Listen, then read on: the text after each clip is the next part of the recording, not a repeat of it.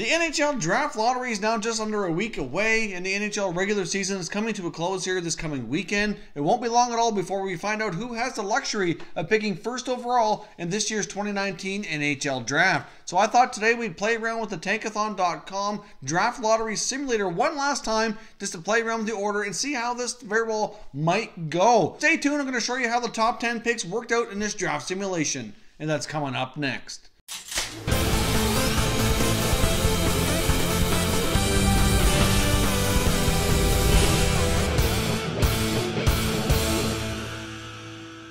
Hey everyone, and welcome back to another video here at Top Shelf Hockey. If you're new to the channel, thanks for stopping by. We review and discuss all 31 NHL teams, so if you're a huge hockey fan, consider subscribing and clicking the bell so you don't miss anything. So as I mentioned, today we're conducting a draft lottery simulation as well as a mock draft for the top 10 picks in the 2019 NHL Draft. Now, we're not that far away from finding out who the real teams are going to be and what the actual order will be here for the top 10. And once we have that, we will be doing additional mock drafts where I can actually say what player I think each team should be selecting. For the purpose of today's video, we're only going by the draft player rankings on Tankathon.com. So they have these prospects ranked in a particular order, and we're just going with that for simplicity for today. The fun part really is finding out how the draft simulation turned out and which teams would be lucky enough to get selected for a top 3 selection. So we're going to count down 10 down to 1. If you missed our other draft lottery simulation videos, there's been 2 other ones conducted in the past month or so. In the first installment, we explained how the draft lottery odds work, how the order is all determined and all that. If you didn't get a chance to watch that video and you have some questions around how all of that is determined, certainly go back and check that out. I'll certainly link it up here in the cards as well. And then in the second round, we just did a regular simulation. Now this one turned out very, very different as well, so you're going to want to stay tuned to see which teams ended up with the top 3 selection. This one turned out very, very interesting, I promise you that. So stick around to the end to find out who is picking in the top 3. So let's get started with the number 10 selection in the 2019 NHL Draft. And in this simulation, it turned out to be the Vancouver Canucks. So obviously with the current draft order, that does knock them down one position. With the number 10 overall pick, they would take the number 10 ranked prospect, which is defenseman Victor Soderstrom from Sweden, who's probably the second best defenseman in this NHL Draft. And really, even though we're only going by player rankings here, I do think this would actually be a very solid selection for the Vancouver Canucks. They've been a little bit forward heavy with a lot of their recent picks. Last year they got Quinn Hughes, and they could really take an opportunity here if they end up picking around this part of the draft to add another solid defenseman here to really continue boosting that blue line. So that very well could prove to be a very solid selection for the Vancouver Canucks. The number 9 selection ended up belonging to the Edmonton Oilers, which also knocks them down one pick. And of course, the number 9 ranked prospect on this site is US-born player Matthew Boldy, who has committed to going to Boston College.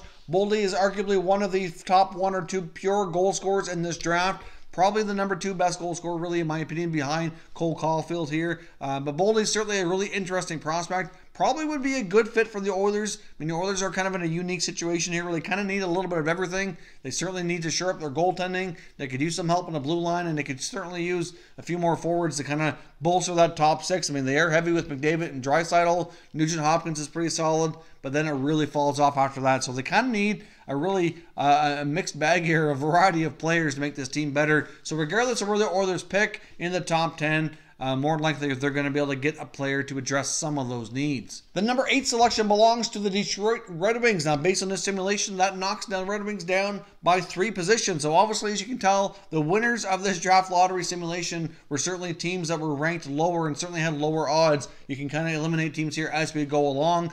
With this selection, the Detroit Red Wings would select US-born forward Alex Turcotte. Turcotte has committed to going to college hockey route here and playing for Wisconsin. So obviously he's going to be a little while getting to the NHL. So with some of these players, it's really hard to tell when they go the college hockey route how long they're going to end up staying there. It may be 1 year, 2 year, 3 year. Most leave after 3 or less, but it just depends on the player, what they need, how happy they are with the team that drafted them, where they see their opportunities, etc. So we'll see. But either way, Alex Turcotte's a player who kind of started slow this year due to injury, but has really picked up his game and really risen back up through the draft rankings here again. It would certainly be another great young forward to add to the mix to the Detroit Red Wings. The number 7 selection belonged to the Buffalo Sabres. So of course, they as well are knocked down 3 spots based on this simulation, and they would select left winger from the Kootenay Ice, Peyton Krebs. Krebs is a little bit smaller at 5'11", but still having a pretty solid season overall. He's one of the more offensively dynamic players in this draft for sure. Likely going to go somewhere in the middle, not top 10. It's hard to say exactly where he'll go, depending on where you look at for draft rankings. Some have him around, 5, 6. Some have him around 7, 8, 9.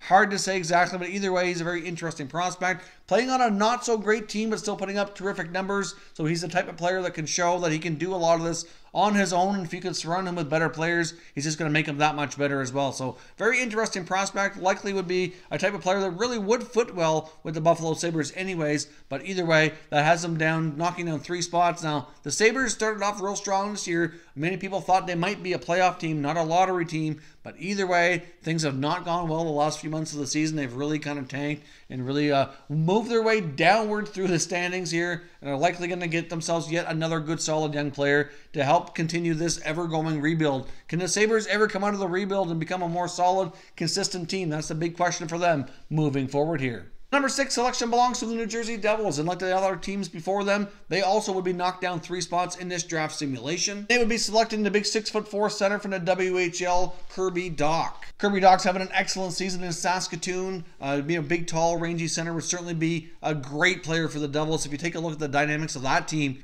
they could certainly use that big, rangy center who could be a top 6 guy for them for sure. So even though I'm not doing this draft based on what I think the team should pick, he would be an excellent choice for New Jersey. Number 5 selection would belong to the Los Angeles Kings, and like many of these other teams, would be knocked down 3 spots. Right now, the 5th best ranked prospect in this draft, according to Tankathon.com, is center iceman from the WHL, Dylan Cozens. Now, another big, tall center iceman here from the WHL. The WHL is well represented in the early part of the first round of this draft. They have a lot of great young prospects that are going to go early and high in this draft, and certainly expected to be impact players here. The 6'3" Dylan Cozens certainly having a pretty solid season for Lethbridge as well, and certainly would be a great addition to the LA Kings. The number 4 selection would belong to the Colorado Avalanche, which is the selection that they obviously have obtained from the Ottawa Senators back in that Matt Duchene trade.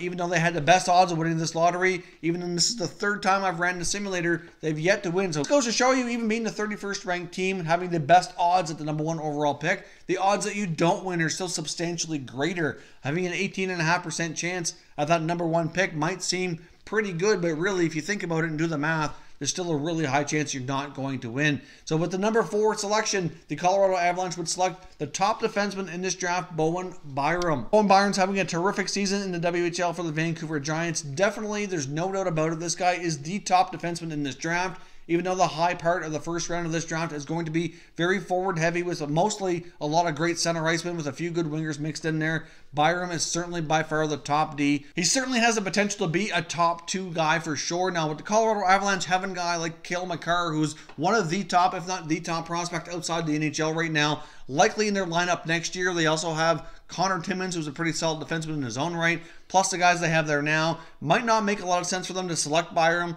even though, at the number 4 spot, it might be the best choice. Hard to say, but there's going to be some other good forward options. And if I was doing this draft strictly based on team need, I might go in a different route. But really, you can make the argument that Bowen Byram would probably fit well on any team. But given the group of young, good defensemen already in that organization, it might make sense to go a different direction here if they actually end up picking number 4. Moving up 8 spots to the number 3 position and having a lot of luck here in the draft lottery is the Philadelphia Flyers. With the number 3 overall selection, the Flyers would probably select the dynamic Russian winger Vasili Podkolzin. Now, Podkolzin is a type of player and type of prospect that certainly gets a mixed view of reactions out there. I know there's some people that think he's overrated, and there's some that absolutely love his ability to be such a dynamic offensive threat and think he should be a top 5 or top 3 selection for sure. According to this website, though, they have him ranked at number 3.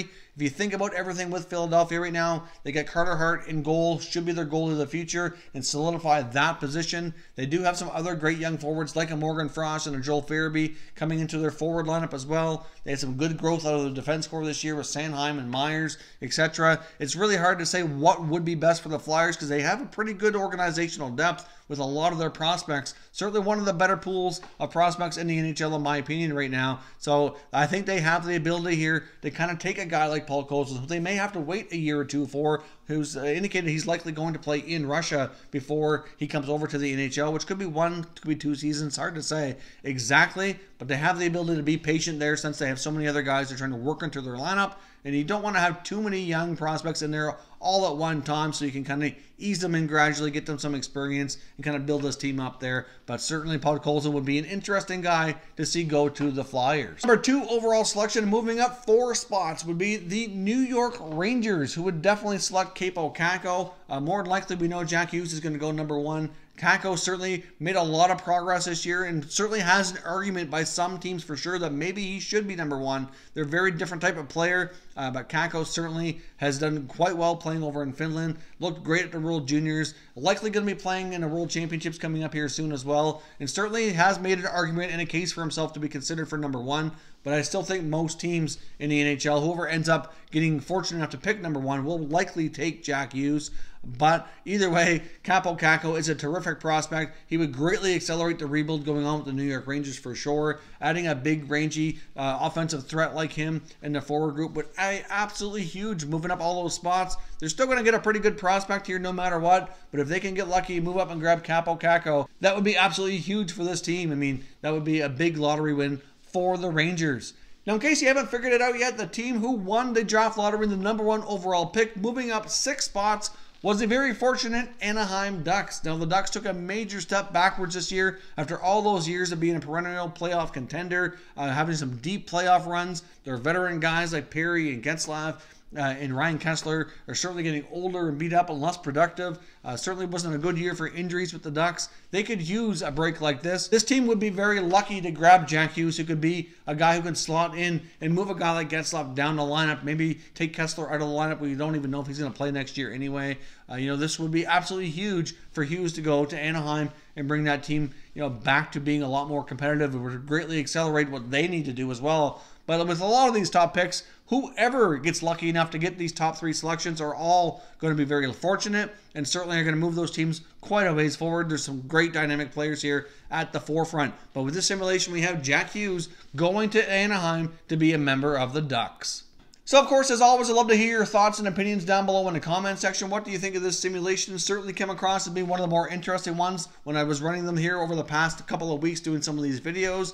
Certainly let me know which prospects you're most excited about and who you're hoping your team is able to draft in Vancouver at the 2019 NHL Draft. There will be coverage here of the actual draft lottery coming up on April the 9th. And then once we have the actual confirmed draft order, we will be conducting mock drafts here between then and the actual draft in June. Once we know the order and I can kind of give more thoughts and around each prospect and what each team should actually be looking to do here at the draft. So stay tuned for plenty more prospect and draft videos as we approach the draft this summer. If you're new to the channel, I hope you consider subscribing. We cover all 31 NHL teams, and there's plenty of content here for all hockey fans to enjoy. So if you're new, hit that subscribe button and give this video a thumbs up before you go. I would really appreciate it if you did.